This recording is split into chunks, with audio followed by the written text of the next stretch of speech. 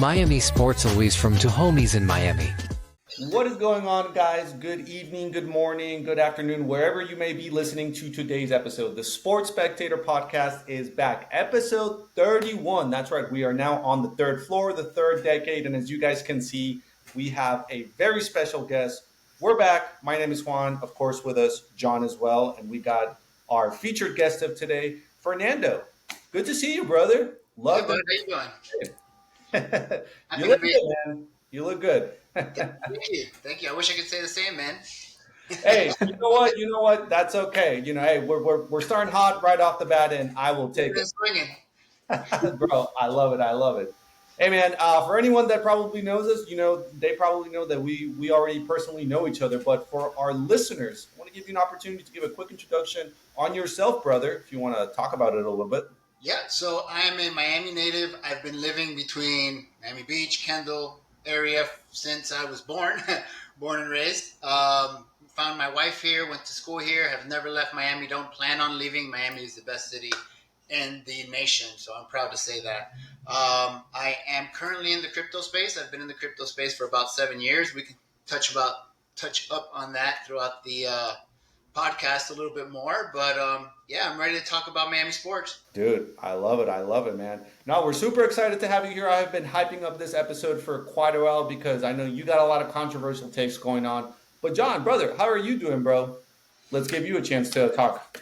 I'm doing good. I'm not from Miami, and I have not lived here my whole life. I did not find my wife here, so complete polar opposite. I am about to experience what I think is my first Hurricane Milton. Even though it's not coming here, this is the most serious hurricane I have been communicated with since living here for the past 3 years. So what do you guys think as Miami natives? Like, is this a concern? Should I go out there with my surfboard and start surfing with like a 12-pack, or should I go to my bath? It's overhyped. It's all overhyped, if I'm being honest with you. Unlike the Miami Hurricanes, this particular hurricane, I don't think it's going to live up to the hype, if I'm being 100% honest with you. So I would not be scared, brother. This is... So I can go surfing?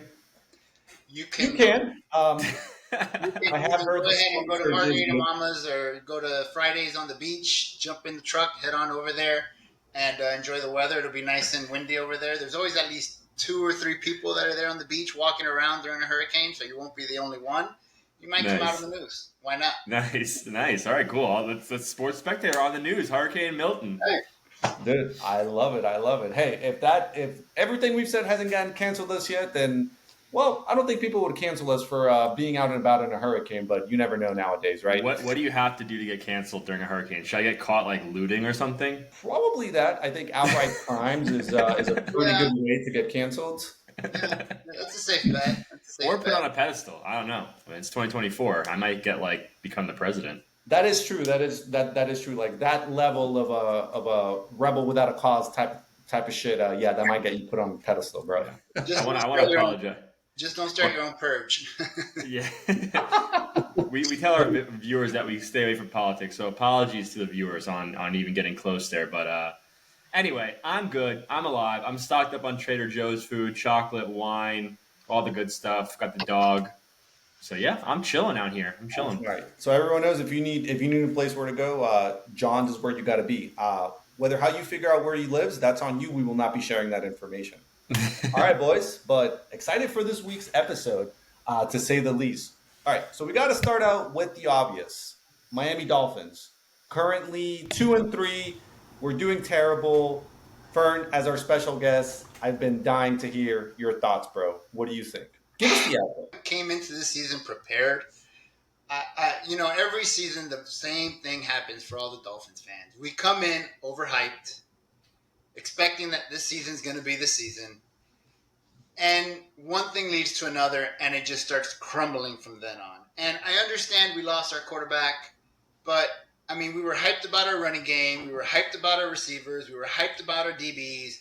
We gave money where we felt we needed to give money. And I just feel like everyone has given up on the ship.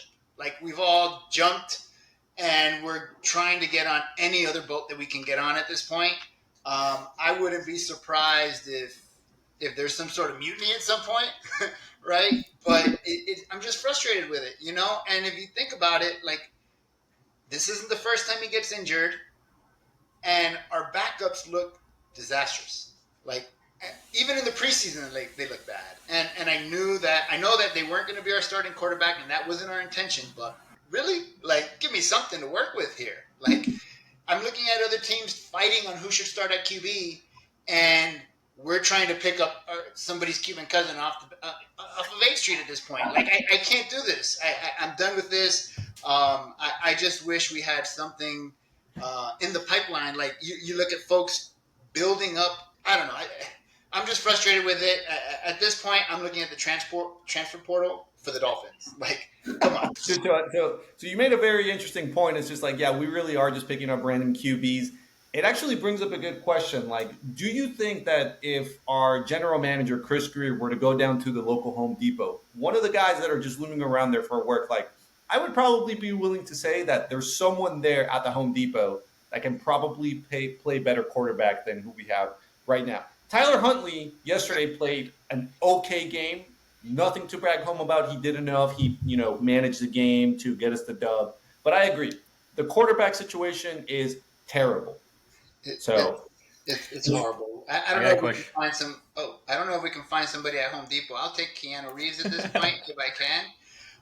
But it was bad, and he managed the game. But at a certain point, we got to make play calls to the caliber of the player that we're playing. Like, I understand we have a lot of timing type plays around Tua and things like that, but you can't throw in a new QB that we've had in there for 10 days, 15 days, and expect him to be in perfect timing with his counterparts. It's not going to happen. Do you guys think that Mike McDaniel and Chris Greer smoke crack together or separately from each other? Ooh, that's a great question. Mike McDaniel seems like the type of guy who kind of likes to light up on his own. So who knows? That might actually be the internal conflict those two guys are having, because like they have to be smoking crack. They have to come together with the product that they're putting out on the field. That would be the only reasonable excuse as to why we have the offensive schemes that we have, is that they're just smoking crack. Like, otherwise, why would you be putting out that product on the field? I agree 100%. So final answer, I think they do it separately, because at the very least, if they were doing it together, that would at least be a team bonding activity, and maybe something would click. So no, they're lighting up the crack pipe by themselves. Yeah, I agree. They're separate. They're not doing it together. Plausible deniability, but they've got the same dealer. You know what I mean? I think what it's coming down to here. With the quarterback situation, like you said, Fernando, like I agree. It's crazy that having such an injury prone and like the serious injury prone quarterback, how you don't have anything like really in the revolver, like loaded up, ready to go. I really thought through this also during the offseason. I said it's one of two reasons. One, because they don't want to make Tua feel pressure of like competition and stuff, which is super fucking lame in the NFL as a professional athlete. Like, that's the lamest thing ever, but I get it. Sure. And the other one is just complete incompetence and ignorance. Like, how do you do that? So it has to be one of the two, and both of them are just horrible excuses for the situation that they're in with quarterback. It's crazy. Yeah. Modeling our quarterback, yeah.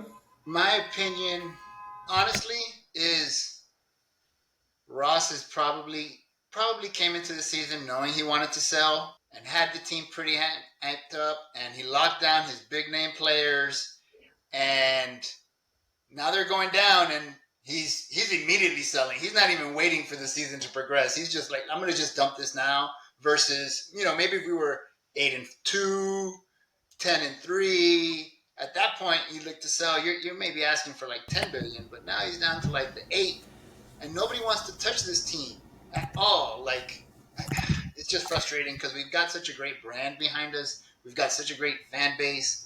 And it's not like we haven't tried as a community to back the Dolphins.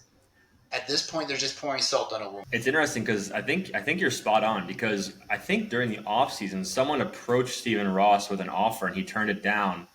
But now he's selling he has I think the 10% deal is pretty much minority stake, yeah, done. to what's his face, the guy from Aries Management, Joe. So I think that's spot on, to where he's like, I'm gonna keep this going through the season. Maybe we get to the playoffs. Maybe we make the Super Bowl. I'll get an even better offer. But now he's like, oh shit, I gotta fire sale this and get the hell out of here. Yeah, I mean, I hate. I kind of. It's funny. Like, you can look at what's happened and like the chain of events that have occurred and kind of backtrack into someone's processing, and it's either they're not intelligent, which I don't want to think that, right? Because they're in a very high position of power, or they've been planning some of these things to an extent so that they can move on. And I do feel like Ross has been planning to sell this team for quite a while. I thought he was probably going to sell years ago, and he didn't, to be perfectly honest. But here we are, and I felt like the team was turning around. I mean, at a certain point, and I've heard this debate a little bit, like, are you going to blame the GM or are you going to blame the coach? Where are you going with this? What do you think, Juan? Is coach to blame or? No, Chris Greer. That guy is public enemy number one. Listen, and I'm going to put it out there, sabermetrics of the day. But did you know that of the last, whether it's a pick or a player acquired via a trade, all the ones that Chris Greer has specifically picked, that player has either been traded, is no longer in the league, has been relegated to practice squad, or has just basically indefinitely injured. Listen, the guy is not talented, and I'm contradicting myself because I've had moments where I say Chris Greer is him, but enough is enough. I'm sick of the abuse, okay? I am like Jennifer Lopez in that movie, not Made in Manhattan, but the one where she gets beat all the time, all right? And my abusive husband is Chris Greer, where I just keep getting abused with all these shitty decisions as a Dolphins fan, and I have to put up with it. And you know what? He gaslighted me with a lot of different moves into thinking that, we were good. Hey, some of the defensive weapons that we got in the offseason made me think like, oh shit, we got something going on. Well, clearly the guy can't cook. The only thing that he can cook is his crack pipe. Other than that, he can't cook up a good football team. Like, simple as that. Like, I have lost faith in Chris Greer. I felt like we were in a happy relationship. All right. Like, I felt like we had everything going on, and like now finally everything's hitting. And, I'm realizing that he's just not the one. Like, Chris Greer's got to go, bro. Enough of the abuse. It's him. I still believe in Mike McDaniel because he is a locker room type of guy. The players love him. But Chris Greer is just standing in the way. I don't know what he's doing, but he's got to go, bro. That's all I got to say. Juan is Jennifer Lopez. Chris Greer is P. Diddy in the early 2000s. That's the relationship. Yeah. I'm getting severely abused, and I'm coming out now, and I'm bringing it to light. That was a really bad audio bit to say, so don't clip that, John, of me saying I'm coming out. Juan's had enough. And if you don't get the pun, that's the name of the movie. And no, that's the name.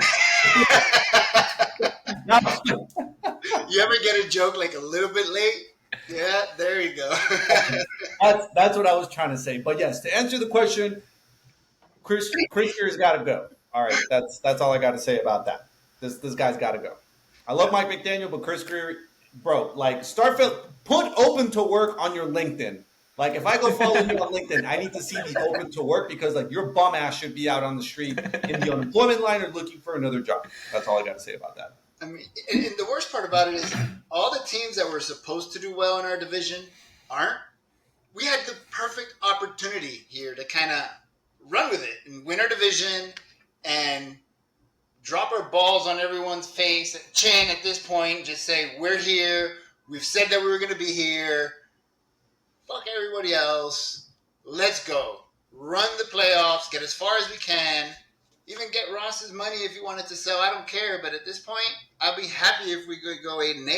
I Or do we tank? I gotta disagree with that one, you Fern. All right, I would not be happy with 8-8 because tank and get a pick. I would prefer to just absolutely tank the fuck out of the season. Like, here's what I think Stephen Ross is ultimately planning. I think ultimately they're going to bring Tua back, and like Stephen Ross is going to put out like an internal hit on Tua. Like, he's going to tell all the O-line, being like, don't protect this guy. Let him die on the field so that he retires on his own, and that way I don't have to pay him $124 million. They're going to literally they're going to use him as a scapegoat, and we're going to witness this guy die on the field. Like, I hope you guys understand If anything happens, we're going to get indicted. I hope you know that, Juan. We're going to court. I will, you know what? I will ask my lawyer about that, but I take no responsibility. Full disclosure, and I've said it many times on this podcast, I am retarded. So, like, if you're taking what I'm saying, like, with anything more than a grain of salt, you should consider seeking medical attention as well. But in all seriousness, that's my conspiracy theory: is that Stephen Ross is going to let Tua just get like annihilated on the field. He's gonna like retire, on his own merit. They don't have to pay them. We don't take the cap hit. We tank the rest of the season, and then boom, it's Cam Ward in Miami, and it's a brand new. Do you want Cam Ward? You want Cam Ward? I would love Cam Ward. Okay, I would love Cam Ward. I would lick like white dog poop, the same one that you saw in Step Brothers that Will Ferrell had to do. I would lick white dog poop in order to get Cam Ward. I think he's him. And I'm not a UM fan, but brother, I'm convinced. Like more so than Travis Hunter? 1,000%. What is Travis Hunter going to bring that we need? Is he an incredible athlete? 100%. Fair. But what are you going to say? No, it's just fair. I'm just saying, do you pick what you need or do you pick the best player in the draft? He is. I agree. He arguably would be the best player in any respective draft that he decides to go. But what he brings to the field, weapons-wise, is not what Miami needs. Yes, he's an awesome wide receiver. He's awesome when he plays on the other side of the ball at corner. But that's not where our needs are. We need a guy that can make it happen. When the pocket collapses, Cam Ward. When you need a big pass, Cam Ward. When you need a quarterback with legs and doesn't have a broken hip, once again, Cam Ward. All right? And he's the best quarterback right now in all of college football. Like, maybe Quinn Ewers, maybe Jackson Dart, but he's the guy. Yeah, I mean, I compared him to a Culpepper, kind of, minus, pre-knee injury, right? But it's not that I dislike Cam Ward. I feel like he's got some hype behind him. I mean, jumping into the Canes, I'm a big Canes fan. I love the Canes, but I do feel like they're a little overhyped. We can't be a top 10 team in the nation and have to come back every game. Against unranked opponents. Against unranked opponents 2 weeks in a row, right? Like, I understand pretty crazy. Alabama almost lost the week before. They lost this week. But we're not Alabama. And, we don't have the toughest schedule out there. So what's going on? I feel like we're going to get into the playoffs, hopefully get into the playoffs, and we're going to get wrecked by one of these big powerhouse teams if we don't step it up. We can't just go in there, put some points on the board easily, coast, and then turn it back on in the second half. Okay, rebuttal. I agree with that statement. But I give Miami the benefit of the doubt because they did have to travel literally to the other side of the country. And statistically speaking, players always play worse in Pacific time zones than they do Eastern time zones. And that is a fact, and you can check it. Okay? That's obviously I'm talking complete shit, but I'm sticking with that fact because that's the only excuse I will give. Listen, a W is a W at the end of the day. All right, what did Vin Diesel tell Paul Walker when he said, "I almost had you"? Oh, you never had me. You never had me. Yeah. What it is at the end of the day. You win by an inch or you win by a mile. A win is a win. And Miami is still, spin it any way you want, they're still undefeated at the end of the day. Like, it is what it is. And do you think that's going to last? Probably not. Because at some point they will have to face, a really, really good ranked opponent. But that's where Cam Ward will show his true colors, because a true leader is the one that can step up in those moments of adversity and make it happen. And again, even if they don't necessarily win, but if you see a guy that can rally his team and put up points on the board, again, he doesn't play defense. So, if the defense can't stop the offense, that's not on him. But if you see a guy that can rally his team, put up points, and make stuff happen, that's what the Dolphins don't have. Like, we don't have a leader. Tua is not a leader. He's just a guy collecting his paycheck. He's just clocking into his 9 to 5. And as good of a quarterback as I do think he is, he does lack that little bit of moxie. And we need a guy like Cam Ward that can bring in that moxie. That's all I got.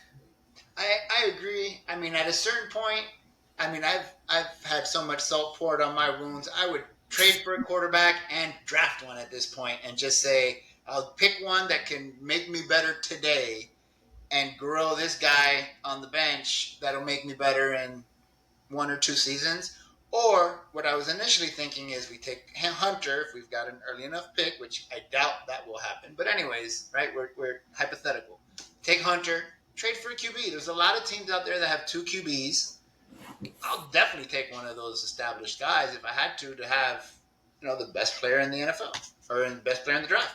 All right, Fern, I'm going to put you on the spot right now, brother. So let's pretend crack smoking Chris Greer finally gets let go. Stephen Ross gives you a call. He's like, hey, listen, buddy, I've heard a lot of good things about you. How would you like to come in and be the general manager of the Miami Dolphins? You say I yes. heard you on the Sports Spectator podcast. Exactly. He's convinced. He's a listener. What do you do then on day one? Right now, you got free reigns to do. What do you do in that situation? Go. Well, I think I mentioned two of the things. So first, I try and establish the quarterback, whether it's through the draft, depending on my pick, or through a trade. Try and solidify my defense, middle linebacker. We need help there. And then the third thing I'd ask him is, what's your dealer's name? Because I'm going to need some of that too, my friend. keep the tradition going in Miami. Crack smoking GMs. It's not going to be easy. It's not going to be a one-year thing. We can't, as a fan base, think that we're going to just turn this around from one year to the next. And we need to understand that we're going to rebuild at some point. I mean, we're really, really close. But if we pick a quarterback through the draft, we're not going to be that much better next year. There's no, Brock Purdy, right? There's not that many quarterbacks that you can put into a situation rookie year and win a Super Bowl, right? And I don't feel like our running game or defense is up to that caliber at this point in time, right? I would respectfully disagree. I actually would say that the Dolphins' running game is the only bright spot within the atrocious product that is their offense on the field. Devon Achane is still, in my opinion, if he's not the best running back in the league right now, he's at the very least top 5, top 3 even, maybe behind just CMC and Derrick Henry, if I'm being 100% honest. Yeah. But he's still that guy. Raheem Mostert is also still that guy. He's still got plenty of thread on the tires. So I would say our running game is really good, but I think where we are cursed is that we are consistently injury prone. So even when we do have the good players, we always lack depth in that area. I mean, look at the Niners. CMC went out, and then they got this guy Jordan Mason, who somehow is just like one of the best running backs I've ever seen in my life, came out of nowhere. So I do agree. I think I think you're living in last year's numbers for the running game. And listen, guy your age, you're always living in the past, dude. So why can't you live? I mean, look, Achane, young, beast, injury prone. Well, not prone, but gets his injuries. Monster, 32, 33 years old. He's not, a spring chicken anymore. At the end of the day, we don't have a passing game. We want to rely on our running game. And I don't feel like it's been there to support us like it did during our Jay Fiedler era, to be perfectly honest. Wait, you said which era exactly? I just want to make sure that I heard you right. Jay Fiedler. Wow, you're really dating yourself with that one, Fern. I'm going to be honest. I feel like a lot of the listeners are going to hear that, and they're going to be like, what? Did this guy just make up a name? I did not. That was a starting quarterback for the Dolphins, and all we did during that time is run the ball all the time. So, I mean, if we're going to go back to that era, I'm all for it, right? I'm okay as long as we get that dub. To your point earlier, I don't care how we win as long as we win, right? I don't see. You know what? Maybe I'll give you the running backs. Fine, then maybe it's the line that's off. There's something that is missing because you can't bring me into the season and say we've got an amazing running game, which we did last year, or an amazing passing game, which we did, right? And a strong defense and add all these pieces, and you move one piece. I get it, it's a quarterback, but we remove that one piece, and we get everything falls apart. Massive ball of shit. And that's a very interesting point that you make because it's something I've thought about a lot. Whenever I'm like tuning out of my work calls, honestly, is how is it that supposedly we have this great product, but you take out one piece and somehow that entire product falls apart? Yeah. Like, I don't know if that is a testament to how good Tua is, or if that's a testament to how one-dimensional we are. And I actually talked about this recently. One thing that I called out on our Instagram page is that We have two players currently on the Dolphins, both on offense, Braxton Berrios, Odell Beckham Jr. Neither of them, of course, are WR1s, WR2s, but people would definitely say they're WR3s or even 4. They merit some respect. Mm-hmm. Both of those guys have zero everything across the board. So you, Fern, for example, have the same level of receptions as both of those guys. Okay? And to me, that says that we have an offense that is completely one dimensional, that we pretty much run the same scheme. So when teams obviously can defend against that scheme, what do we have going on? So I 100% agree. Like, you remove one piece and somehow we become that level worse. It's unacceptable. As a football team, you have to be deep. You have to. Yeah. I think I do believe that last year for the playoffs, the Bills kind of figured us out, right? They forced us to play outside the hash and make a decision outside the hash, not play inside, none of those crossing routes, and they kind of figured out what we were doing. And we have not countered that. And we lose our quarterback, and we're still trying to run whatever, offense Mike wants us to run. But you can't force an offense into players that don't fit that offense. You can't run a triangle offense when you've got one big and nobody to feed him, or no wing player to kind of make the triangle work. You just got to build a system around the pieces that you have and be prepared for what could happen. So in this instance, they thought for the best, planned for the best. They did not expect the worst and plan for it. I have an optimistic take. So I think it's all in with Tua, and I do think it's a testament to Tua, whether it's a good thing or a bad thing. I do think it shows, he is a real value to the team, obviously. But I think that Mike McDaniel's plan is, I'm just going to shove this system down everyone's throat. Even though it's not working with Tyler Huntley, it's a lot for him to take on. It's overwhelming. I'm going to keep getting the reps, or at least trying to get the reps with this system. And Tua is 100% coming back against the Cardinals. And it's either going to work with him or we'll just be continuously fucked. And honestly, without him, we're probably fucked anyway. I don't think there's any changes that make us a playoff team without him, at least at this point. So I feel like that's how I'm going to start gaslighting myself. We're just going to keep shoving it into the hole. It's not fitting, but in anticipation for Tua to come back and then hopefully pick up the pieces and instead of having to backtrack from a system that was just for Tyler Huntley, the same system's been running and, people haven't been eating, but when Tua comes back, it's there. And if his brains get scrambled up again, then we're continuously fucked. So the $1 million question then becomes, boys, because we're at a crossroads, okay? That either are we sticking with Tua for the long run? Because again, he did just sign a 5-year contract. Or do you start taking a different route where you are somehow figuring out a way to phase him out, either take on the dead money from maybe letting him go or try to trade him, or do you stick with him? What are your thoughts? I mean, I'd love to trade him for the first pick of the draft next year, but that's not going to fucking happen. No thanks. I mean, I'll trade him for Keanu Reeves, I guess. Look, we need to find something that's consistent. We need to determine if Mike's going to keep doing this offense and we don't have the pieces for the offense, do we need to get rid of him? Right? You're getting rid of McDaniel. That's right. I'm not saying that's the best approach, but is that something you consider? Yes. Is that something to consider? Because I don't want to keep losing. I want to try and win as soon as possible. And I understand everybody wants to win as soon as possible, but it's going to take some time. And we tried to build around his guys, and we see he's a locker room guy.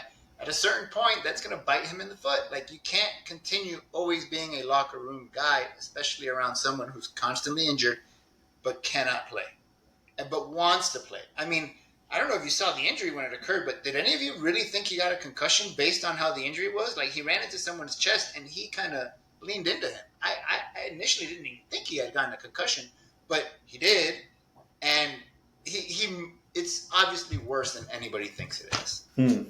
Yeah, I was a little. Hey, listen. All I know when I saw that play is that when Tua ran into Damar Hamlin, I thought to myself, one of those two fucking guys is not going to get up. That's all I know. Like one of them is going to collapse and not get up. Unfortunately, it ended up being our guy that ended up with a. Which like I thought first and foremost how crazy it was. It was borderline scripted that this guy that basically died on the field for like 19 seconds was the guy that ended up coming back and like killing Tua basically on the spot. But I do agree. It was a little. I will say, and I don't know if that's the point that you were going with, Fernando. But I do think the way he hit it and that caused the concussion, I was like, I don't know. It's weird. There's something sketchy going on. What if that is part of the script? That is part of the NFL script. It's not hard to fake that. It's actually really easy. Tua fucking running into DeMar Hamlin and getting a concussion. I mean, if the NFL is scripted, I mean, that sounds like prime writing to me. Like, I'm watching that. And I'm reading to the end of that book. Yeah, because now they have a full storyline. Is Tua going to come back? Maybe. We're going to say he's coming back week 8, but he might not. He might retire. He's going everywhere with the team. Like it's a full storyline. And they could drag it down too. Oh, he's not going to come back week 8, maybe week 10. We're fully bought into the conspiracy that the NFL is scripted. We've already talked this. My tinfoil hat is no longer tinfoil. It's like a full chrome immaculate hat. Yeah. All right. I'm digging it.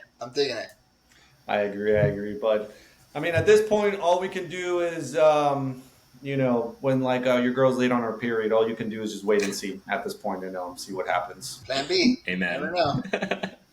All right. So we'll obviously be keeping an eye out on the Dolphins, but I guess, we're 2-3 right now. And John has mentioned it earliest that Tua could come back would be week 8. So somehow, if we manage to squeak in, I would say at least one more win before week 8, I think we'll be in a pretty good spot for Tua to come back. I want to leave with a hypothetical to end on Dolphins. Tyreek Hill for Kyler Murray, yes or no? Yes. Yeah, I agree. Yes. I would love to rock a Kyler Murray jersey. That'd be sick. Yeah, I mean, I just feel like the impact that a quarterback gives a team is way larger than the impact the wide receiver gives the team. Unfortunately, it is what it is. Quarterback touches the ball every possession. Every possession.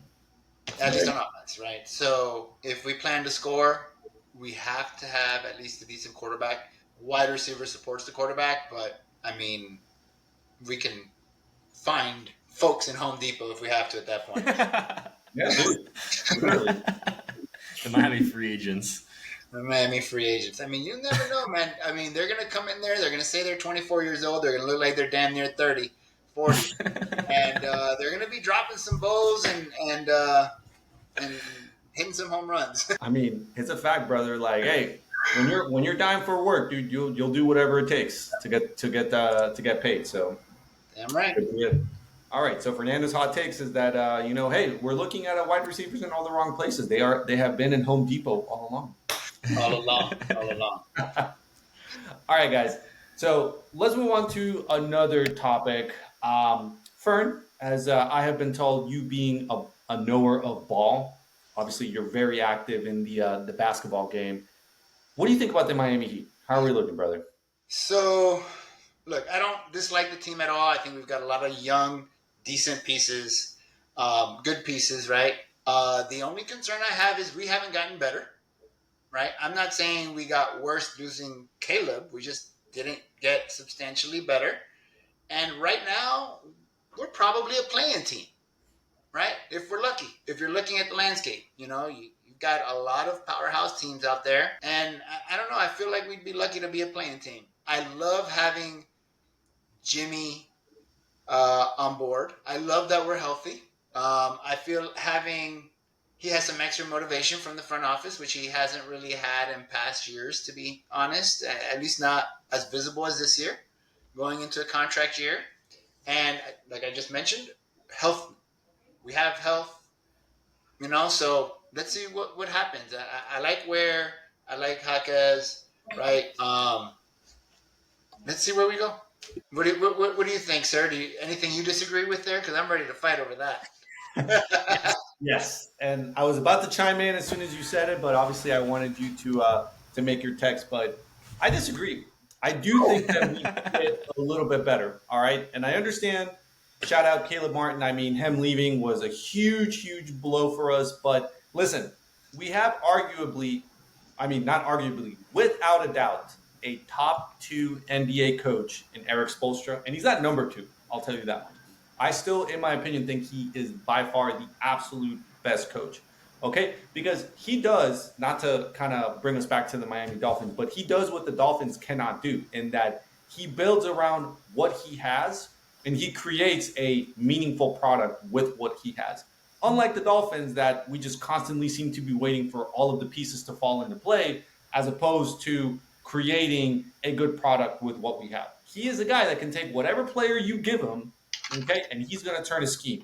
And here's why I back that statement. Okay, first and foremost, Jimmy locked in. He came into the media day, no crazy hairstyle. He literally just came in clean cut, ready to ball. That should put everyone else in a state of fear because the last time that Jimmy did that, we made it all the way to the finals. All right, we had a deep playoff run. All right, so he's locked in, and I don't care that he's older. All right, age is just a number. Like, you know, with the amount of money he takes, he's probably like taking peptides or something that, if anything, he's probably biologically younger than ever before. So that's my first thing. My second thing, Terry Rozier, fully healthy. All right. Scary Terry season. That's all I got to say. Okay. Sophomore season for Triple J, Jaime Hawkins, like he balled the fuck out last season. You know, to a certain extent, he obviously had his growing pains as you do as a rookie. Jovic looks ready to ball out. Absolutely killed it. All right, when he was playing with Serbia, and Khalil Ware, low key, he's going to be a baller too. 100%. I All do those not things. agree with anything you said there.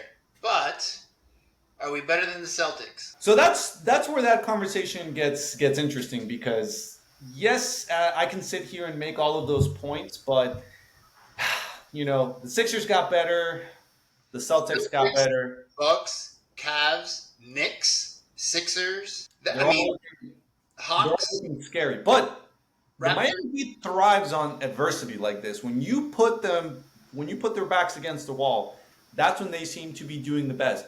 Bam's also got a 3-pointer now. I don't know if you saw, but he can shoot now. And the league should be scared. He can shoot. I'm not taking anything away from Bam, but Spole's scheme, he plays playoff basketball all year round, which is great because we do well in the playoffs. But we don't win as many games as we really could throughout the year at the end of the day. It is what it is. You know, the Phoenix Suns had an opposite approach a couple years ago where they would win a bunch of games during the season and then the playoffs would come with Amari and Nash and they can win a game, right? We have an opposite approach and it's great for the playoffs, but at the end of the day, we got to make it into the playoffs. And I just rattled off 6 teams that you don't know if we're better, and only 4 of those have a guaranteed spot, right? Listen. Or 6. 6 of those have a guaranteed spot. There's 15 teams in the Eastern Conference. Like, all I'm going to say is that we are at the very least a top 8 team in the East. Which is playing. Yeah, which is, I'm okay with that. I've accepted that as my faith, that we are simply always going to be a play-in tournament team. And I'm okay with that because I feel like Spo, that's just his kink. Like, he thrives on just like always living on the edge of like, oh, being a playoff team and not being a playoff team. And I'm okay with that. I've accepted with being a play-in team, and I've gaslighted myself into believing that that's what gives the Miami Heat their edge, is always being the underdog. I guarantee you, the second the Heat ever make it into a number 1 seed into the playoffs, we get swept the first round against the 8th seed that year.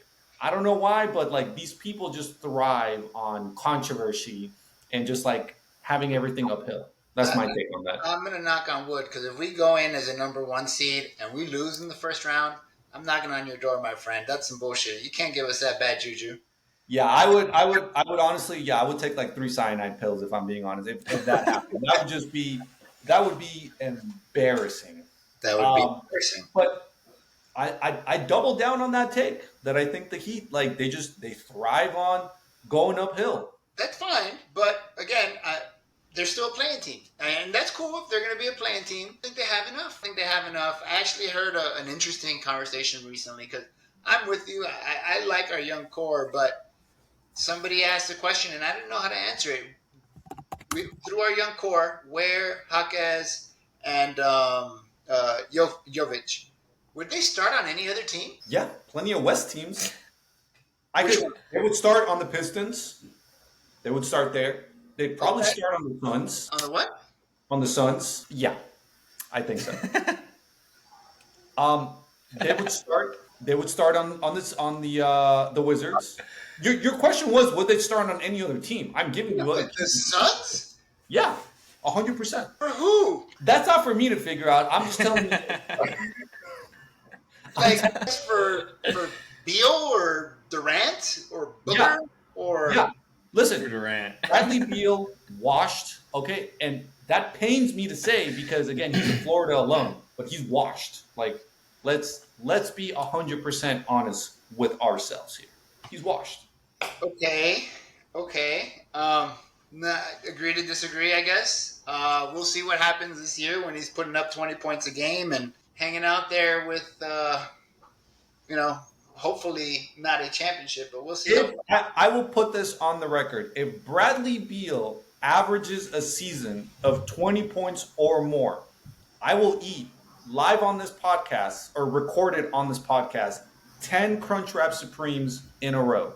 If Bradley Wow. Beal averages 20 points this season. What happened to the yellow poop or the white poop? That is what I would do to acquire Cam Ward as a quarterback. We're talking about something different now.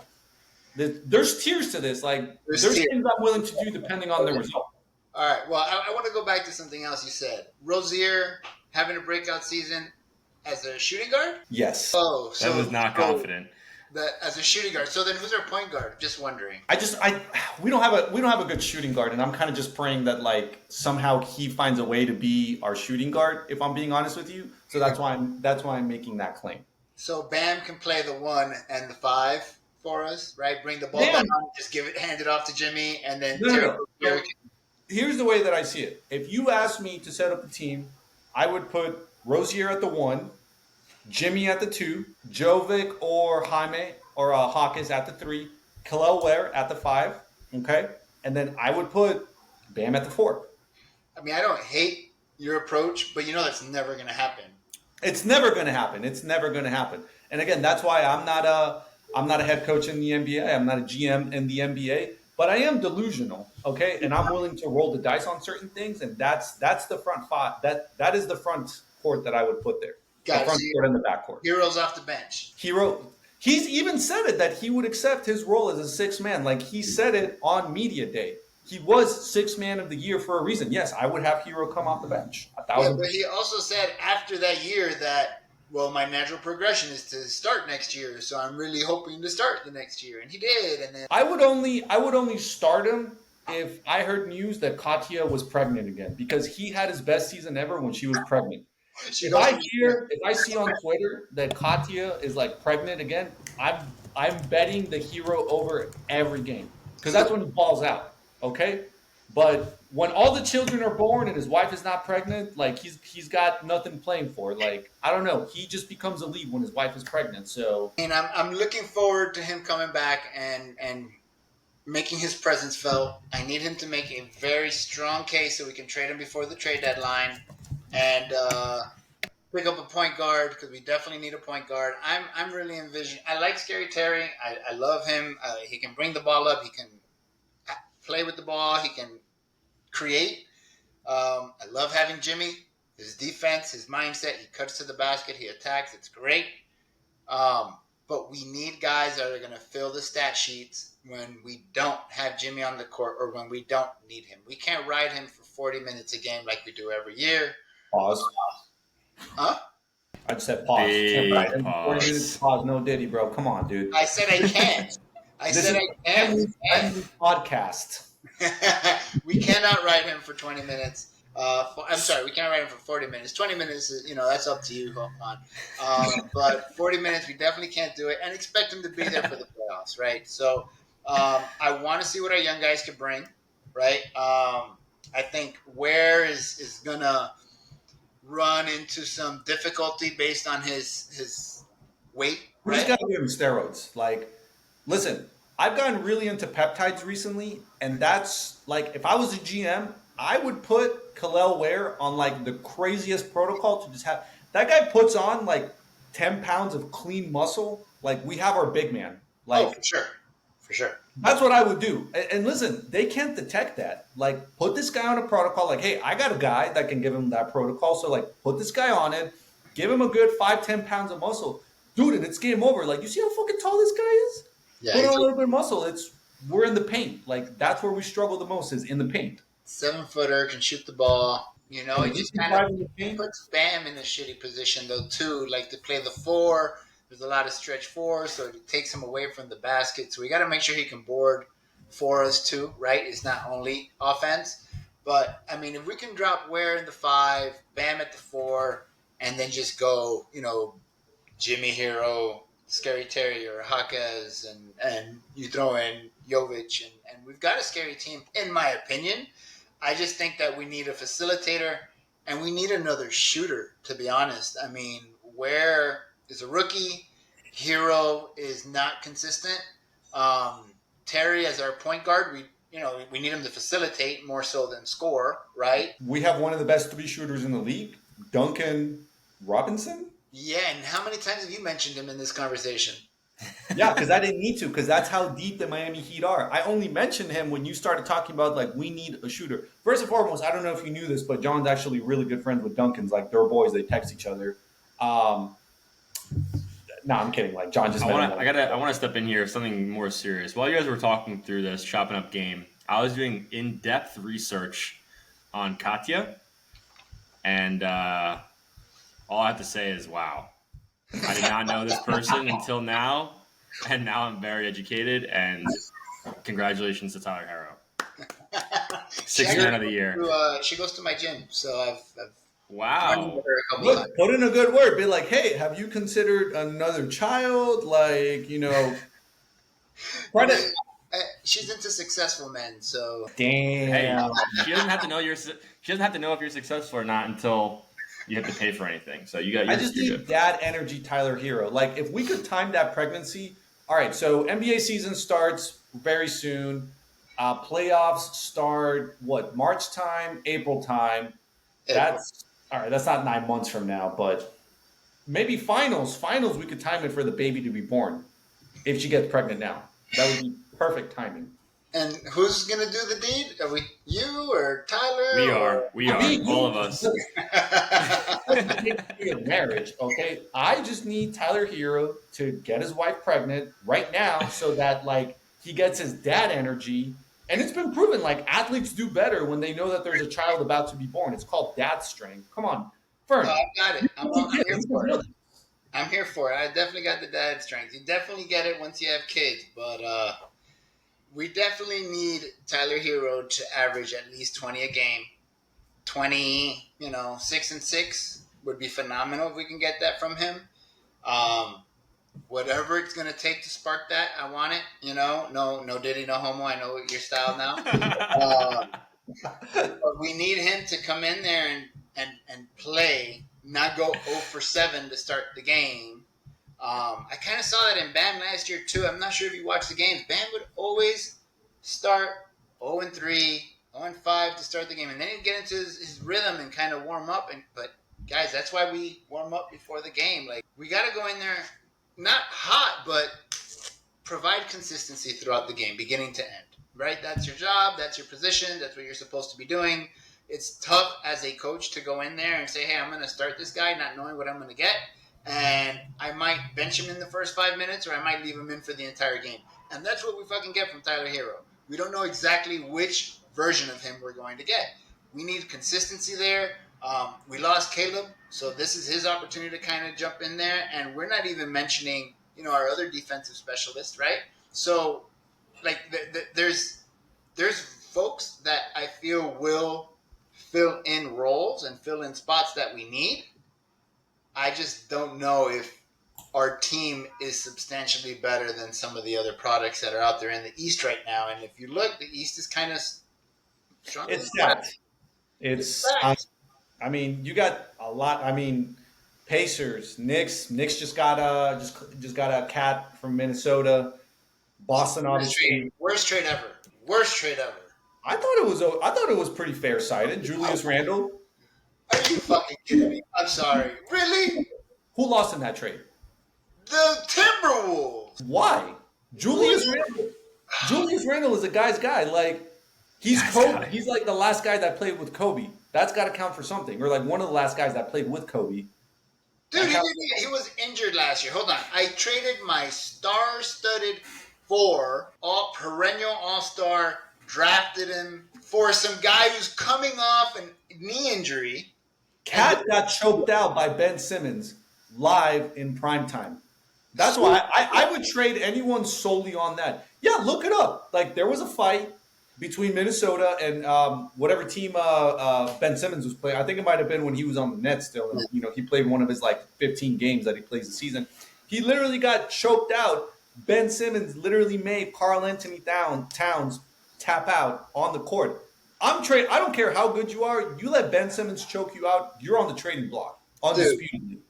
Dude, there's no way that you can look at Cat and say he's that much I just think far away from Randall. Like there's no way to compare them. Like Randall is an okay player. he's He's dog. an all-star. He's an all-star. Well, he wasn't an all-star last year, was he? He wasn't. No. I mean, Cat was. He also got his team into the playoffs and averaged, 20 a game? He did disappear for a couple games. I'm pretty sure Anthony Edwards got the Timberwolves into the playoffs, and Rudy Gobert. Cat was. Gobert? They Yeah. benched him. They had to bench his ass in the playoffs because he wasn't doing shit. I thought you knew ball, Fern. I thought you knew. Listen. All I'm saying is, I think it's a one-sided trade, and I'm willing to. I do think Cat is going to be a better fit on the Knicks, and that's going to make them a significantly better team. Oh, it's better for the Knicks. Damn right. They had two power forwards. They had to get rid of them. With OG and this guy, they had to. But now you're dropping Cat into a 5. He's a 4, right? But he's a big man nonetheless. Like I can see Big, him. yeah, but why? Why? Like Timberwolves were stacked. They're gonna stay stacked. Cat can shoot the ball. He can shoot the 3. He was already playing with Edwards. Unless Anthony Edwards came in and was like, "Look, I can't play with Cat. I'm done. Bring my boy Julius." All right, cool. Anthony Edwards is the face of that fucking franchise. But what they did to Cat was not all right. Like you don't do that. And DiVincenzo, like it's not like where are you gonna throw him? Like he's gonna come off the bench, right? No, I see you struggling with the roster there. So what? We're going Connolly, Edwards, defensive specialist, forgot his name, and then you got Randall and Gobert. If they start him this year, it's sorry. I know we kind of progressed from Miami Heat basketball, but I just think we need to figure out where we can make some trades. I've heard that the Godfather's out there. I hope that he's actively seeking some trades. I think that we've got some pieces now. I know we don't have draft picks, but if for whatever reason Jimmy's not performing at the level that he needs to be performing at, or this relationship gets strained, we need to trade him. You know what I'm saying? Oh. We need to trade him for whatever reason. I mean, what? It's a contract year, right? We can lose him for nothing. I don't want that. That is a hot take. I literally was about to say, like, just because we're definitely deviating off topic here, but I did want to ask. It's like, what was going to be your hottest take of the season?